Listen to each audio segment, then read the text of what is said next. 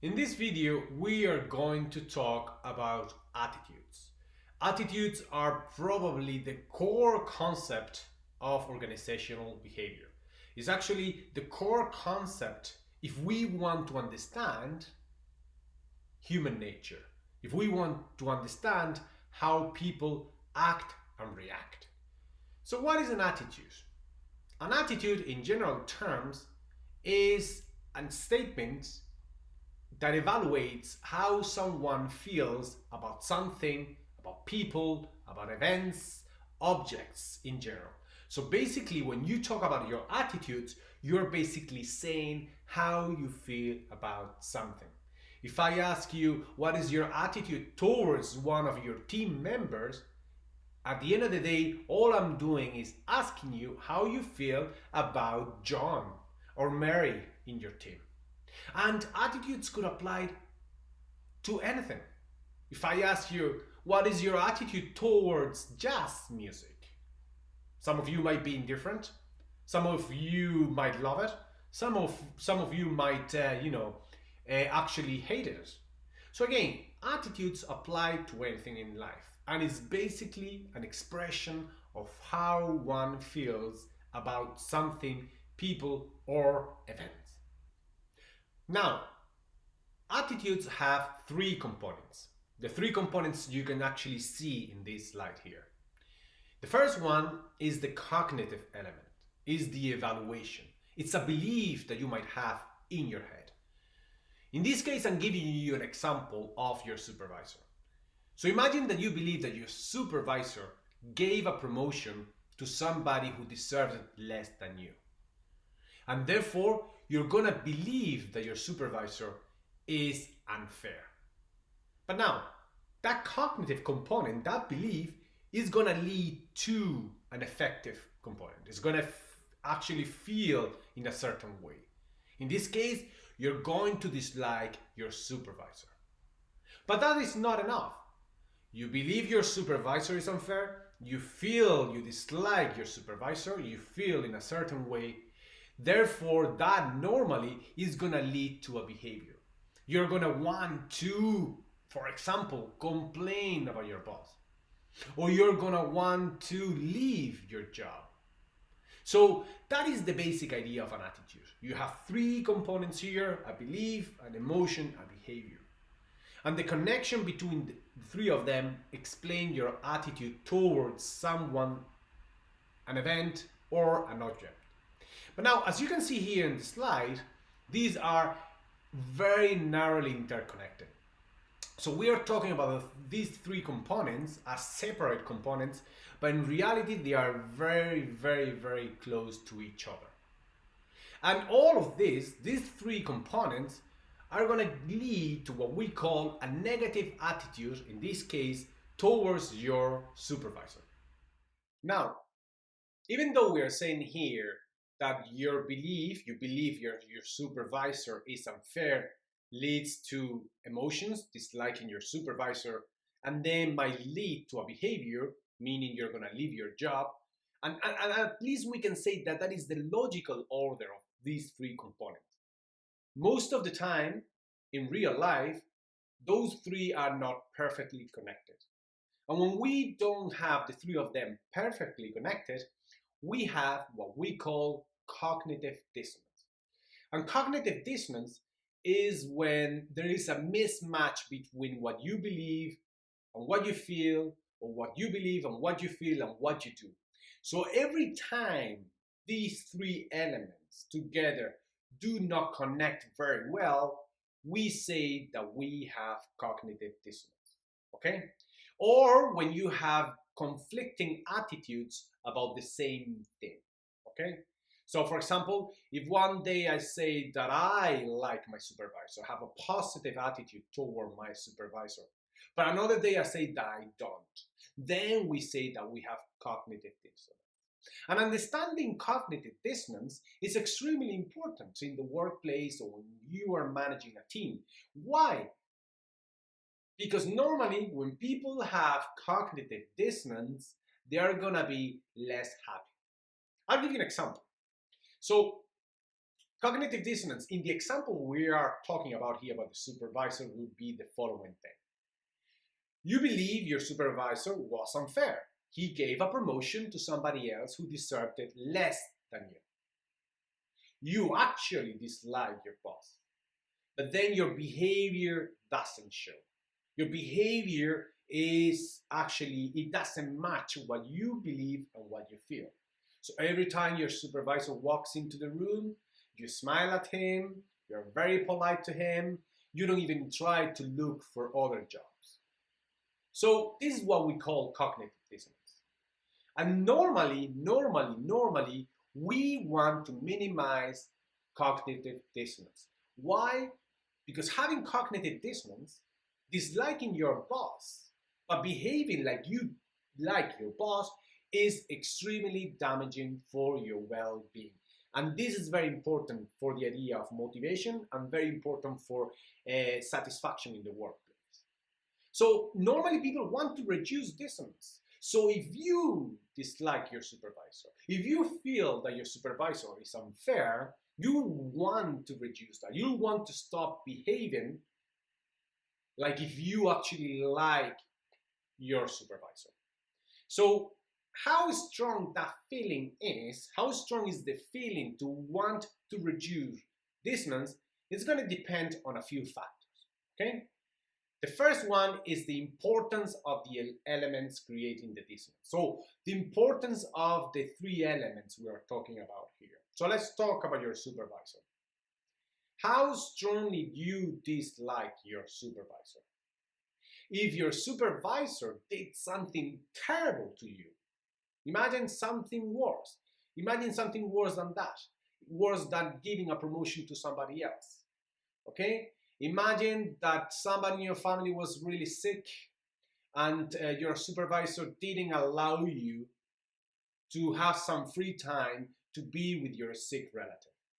That would make you feel really strongly about it. So because that is very important to you, the fact that somebody in your family was sick and your supervisor didn't allow you to take time off to be with that person, because that is so important to you, you'll want to break that dissonance even more. Your feeling to change that situation will be stronger. Therefore, you're more likely to leave the job, to complain about your boss. But imagine that your supervisor, he's an okay guy or girl. The only thing is that he or she is a bit boring, okay? So imagine that she is just talks a lot and is really boring and you don't really like your supervisor. Now, every time your supervisor is around, you're gonna be nice to her. You're gonna pretend that you like her. But in this case, the importance of your dislike is not as big as it was in the previous case. Therefore, your desire to reduce the dissonance will be less. Why? Because it's less important. It's a lot easier for us to fake our behavior when the emotion is not too strong, when the negative belief is not too strong. Second element is how much influence you have over those components. So how much control do you have? So following the same example of the supervisor, okay? Can you actually behave in a way that is gonna get rid of the dissonance? Can you actually control whether you can see your supervisor? Can you control how much you can see your supervisor? So if you have the ability to not interact that much with your supervisor, you have a lot of influence over the situation. But if you work with a supervisor who is with you in the same office, your degree of influence is less. Therefore, you're going to be more likely to want to get rid of that dissonance, more likely to want to leave the job because you have to see that person on a regular basis. And the last one is the rewards, meaning that if the rewards are very high for you to keep the dissonance, you are less likely to want to reduce that dissonance. So for example, if you dislike your boss is unfair, and you're thinking about leaving, but then you're offered an increase in your salary, that is a reward, you might go and think about it, maybe I should stay. Maybe the reward of the increase in my salary is big enough to actually want me to keep the dissonance. But we all know that sometimes when the dislike is so strong, when the importance of the elements is very high, when you believe that your supervisor is an evil person, for example, then no reward is going to probably make you want to keep that dissonance. So remember that in this course, we're trying to understand what leads to behavior. So attitudes are going to be able, if you know somebody's attitudes towards the job, towards their boss, you're going to be more likely, or it's going to be easier for you to predict their behavior, because attitudes, as we have explained, are narrowly connected to your behavior. But that connection, as we kind of hinted before, can be very strong or can be weak. So sometimes you might dislike your boss because she's a bit boring, okay? But it's not a strong feeling. Therefore, the connection of the behavior of wanting to change job and your how you feel and what you think and what you believe of your boss is not that strong. So that's what we call here importance. The more important a belief is to you, the more or the stronger the connection is going to be to the behavior. So I can give you another example. If for you, let's say the belief of children shouldn't work. So children's slavery is actually wrong. I assume that you all have this belief, and that probably for you is a strong belief, at least it's for me. So you wouldn't be able to work in a place where they use children in their supply chain. Probably you wouldn't feel comfortable working in a company that uses children's slavery to produce their products. Why? Because that belief would actually want you to behave in a certain way that is logical, that follows logically your belief. Therefore, you would probably want to leave the work. So the stronger your belief is, the stronger their emotions, the stronger you want to act accordingly to that belief. But if that belief is less important, like believing that your supervisor is a bit boring, then you are less likely to maybe have a behavior that is coherent with what you believe and what you feel. But another thing is how accessible it is to you.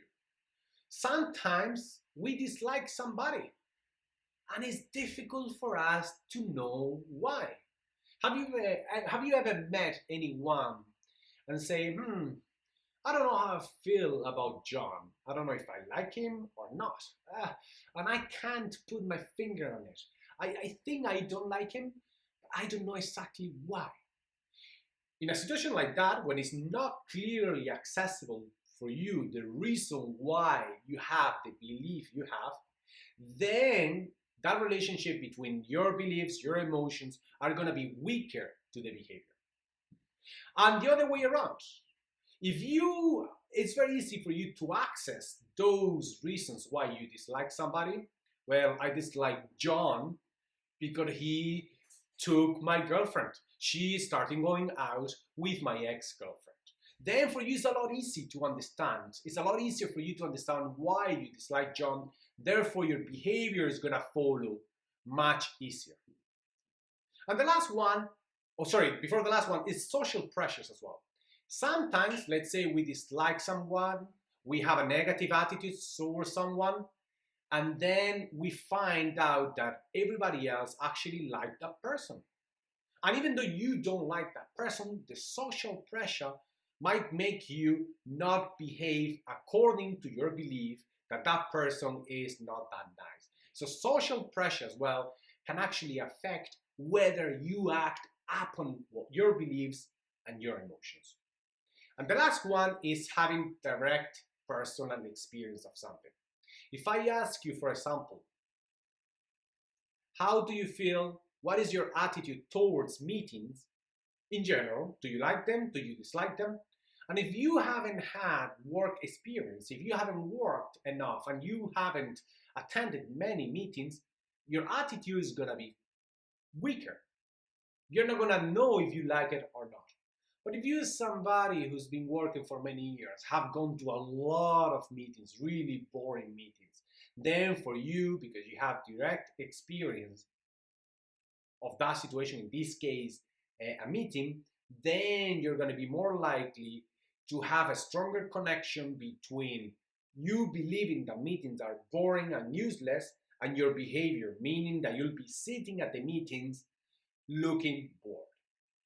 So the thing here is that understanding all this, understanding how people feel about things, about their attitudes, how they feel about their jobs, how they feel about their bosses, all these, and understanding how those things are related to behavior, and how sometimes that relationship is not clear, might allow you to predict, control the behavior of those who work with you.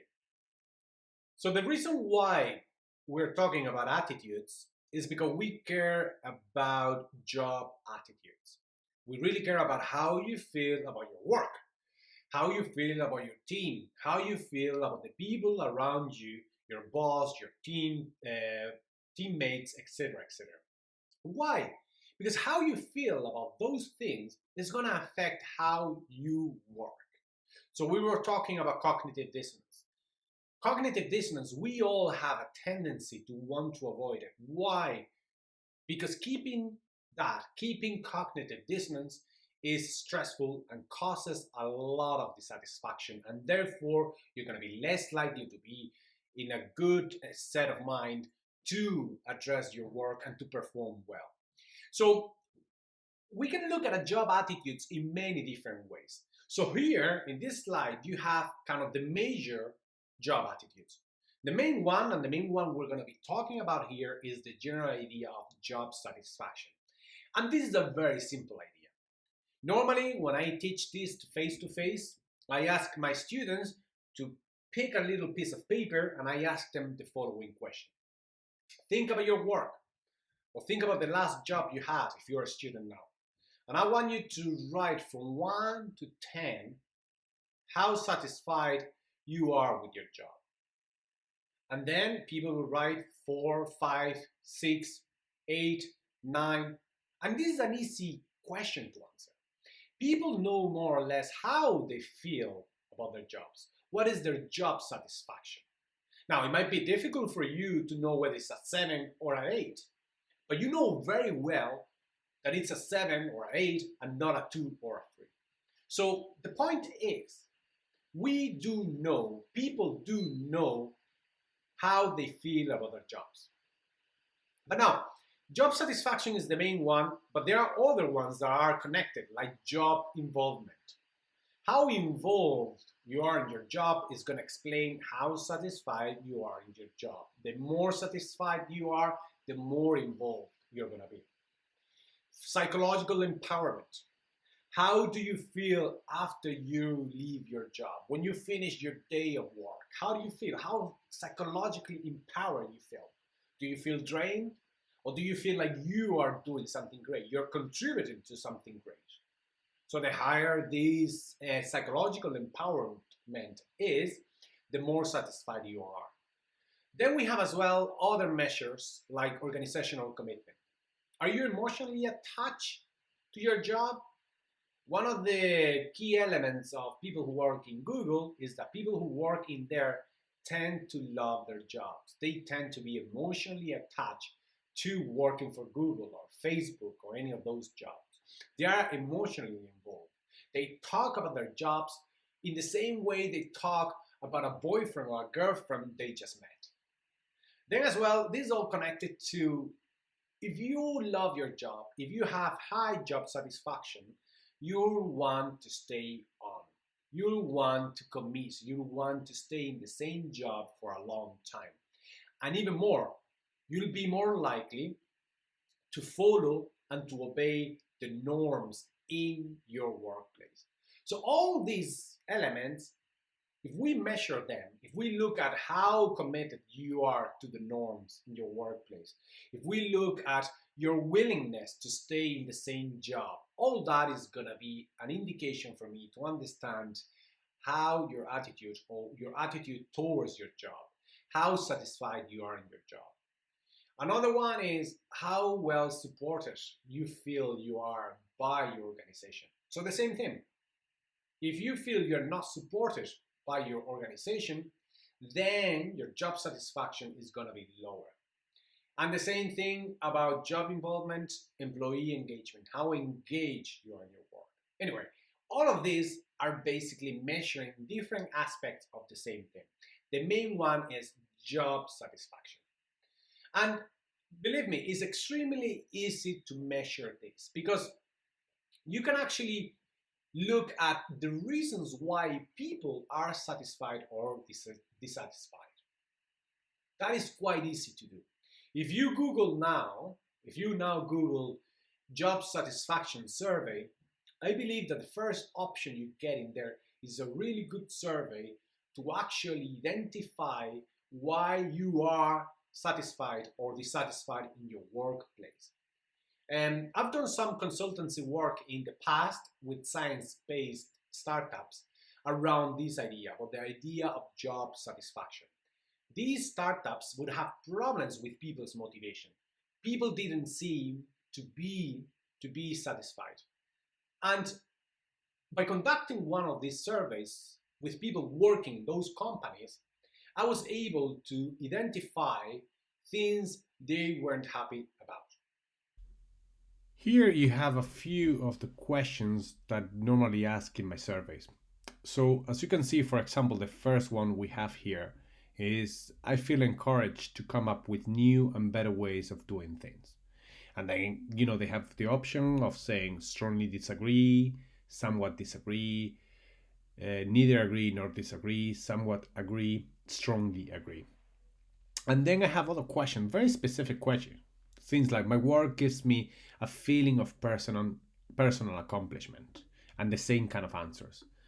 And then the company does an excellent job of keeping employees informed about matters affecting us. Or I understand why it is so important for Grafmatech to value diversity. Or my job makes good use of my skills. So all these questions are designed to identify those factors that we know lead to job satisfaction. We'll be covering some of them during the course. But the idea is that if you conduct a survey like this, then you know where the problem is. Then you can do things to change the job satisfaction of people in the workplace. So, for example, if in the question for my job makes good use of my skills and abilities, and if most people say strongly disagree, then you know that one of the reasons why people are dissatisfied is because they don't feel they're using all their potential. So an option, a solution would be to go and talk to your employees, find out what skills they are not using, what skills they would like to be using. And then by having that information, you can change things around and change their job satisfaction. As I was saying before, most of us know whether we are satisfied or not in our jobs. I was saying if I ask you rate from 1 to 10 your job satisfaction, people find it quite easy to give a number. But even though we know we are satisfied or dissatisfied, do you know what are the main factors that lead to job satisfaction? Are we good in general knowing what brings satisfaction in the workplace? So here there is a survey, it was an experiment conducted a few years, and in this experiment, you can probably take a look at it, read it. In this experiment, they were asking people to rank all these different factors in this box from number 1, 2, 3, 4, 5 regarding their importance towards job satisfaction. So number 1 would be the most important factor for job satisfaction. So people do this, and I invite you to do it. So if you want, pause this video, Take a look at this exercise and complete it. Now, normally when I do my classes face to face, I would get the students to do it to take this survey or this experiment in the class, and then I would be asking them who put benefits or pay in number one, number two, or number three. And most people tend to raise their hands. Most people think the money benefits are actually the main factor in job satisfaction. In this slide, we have the results from this survey that was conducted across many different countries. And we can see how most people put benefits, compensation, and pay at the top. So most people actually think that the most important thing for job satisfaction is benefits, pay, material, external factors. Now, when we look at other, like the work itself is there in the middle. The nature of the work is in the middle.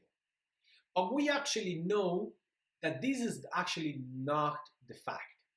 That in reality, the truth is not that money and compensation and benefits, those are not the main factors for job satisfaction. So, does money lead to satisfaction? Is it giving more money to someone a good way of increasing their job satisfaction?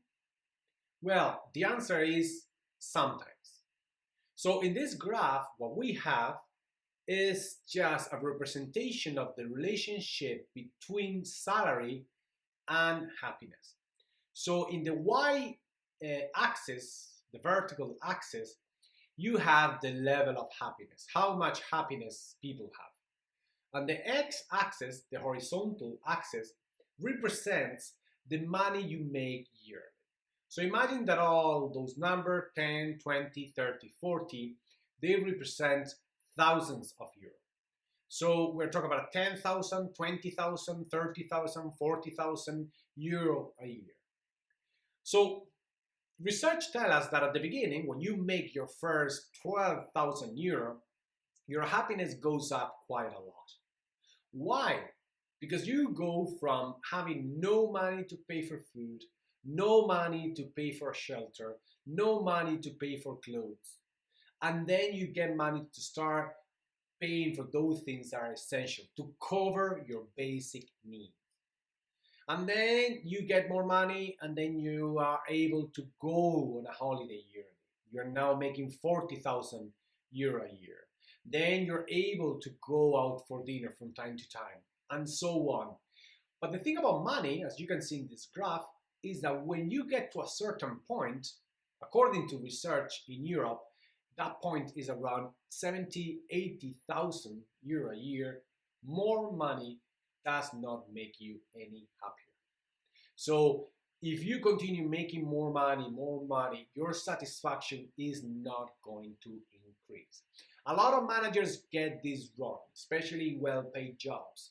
They don't understand why people leave the jobs even though they are getting really good salaries. So then, if money is not the main cause of job satisfaction, or at least once you make enough to cover your needs, your basic needs, then what actually causes job satisfaction? So we know, according to research, that the main factor is the work itself. So we'll talk more about this, the work itself. What do we mean by this? When we talk about personality and values, and when we talk about motivation, we'll explain this further. But at the moment, the only thing I want you to keep in mind is that how you see the work you do, how you feel about the actual work that you do is the main factor that explains your job satisfaction. And obviously, this is personal. The same job might mean different things to different people. So how you see that job is actually the main factor, is going to explain how you feel about it, how satisfied you are with your job. A second element is the social component. So it's very important as well who you work with. Because you could be in a job that you love, that is your passion. But if you don't work with the right people, your satisfaction is going to be quite low. And then pay money, as we already said, is not correlated after individual reaches a comfortable living. Do you remember that in the previous video, I said that in a way, when I teach this, when I present these ideas, I think I'm presenting these ideas to psychopaths. Why? Because to me, it's very important to make this point so strong that even people who don't care about people are gonna follow the indications we are presenting here. So if you're a psychopath and you don't care about how people feel, you could go, well, Antonio, you're telling us about job satisfaction. Why should I care, me, a psychopath, about how people feel in their jobs? The answer is simple. You as a psychopath care about yourself. So because you care about yourself, you want people to perform to their best in your team because you are going to benefit from that. So even though you might not care about how they feel, you should care about how they feel because that's going to have consequences for your own performance in the team, in your company. And the reason is here. Job dissatisfaction has negative consequences for performance. In this table, we can summarize those consequences. So if you are dissatisfied, you're going to have a few options. You can either be active, meaning you're going to do something about it. You're going to break that dissonance that we were talking about at the beginning. So you are unhappy with your job. You've disliked your job. You believe that your job is badly paid. You're treated unfair. You dislike your job. Remember the three components. Therefore, you are going to voice your dissatisfaction. You're going to go on complain about it. And complaining is always takes time from the manager. You need to address the issue. And if you don't take or address the issue, it's going to lead to something else. If you're active, might lead to something destructive. For example, leaving the job. Now you're doing something, but you're leaving the job. Why? Because you want to get rid of your dissonance, your cognitive dissonance. But you could be passive as well. That's what we have at the bottom of this table. Passive, you keep being loyal, okay? And you still, even though you dislike your job, you're gonna try to keep working. But normally, most of the time, this kind of attitude doesn't last too long. Eventually, people can't keep being loyal in a place where they have to display cognitive dissonance, where they have to pretend they like their jobs when they don't. And then we have another option that is passive. That is, okay, I think my supervisor is unfair. I get badly paid. I can't leave because I can't find any other jobs. I'm not going to stay loyal. And what I'm going to do, I'm going to neglect. I'm going to perform less. I'm not going to do my job properly. I'm going to pretend that I'm working when I'm not working. Now, you as a manager, you don't want that either, because that's going to be bad for the performance of the company. So the point here is, you should care about job satisfaction. You should care about how people feel about their jobs, not only because it's the ethical thing to do, but also because that's going to affect the performance of those people in your team, and therefore that's going to affect your own performance. So even if you are a psychopath and do not care about people, you should care about people so that you can benefit from not having any of these four negative outcomes.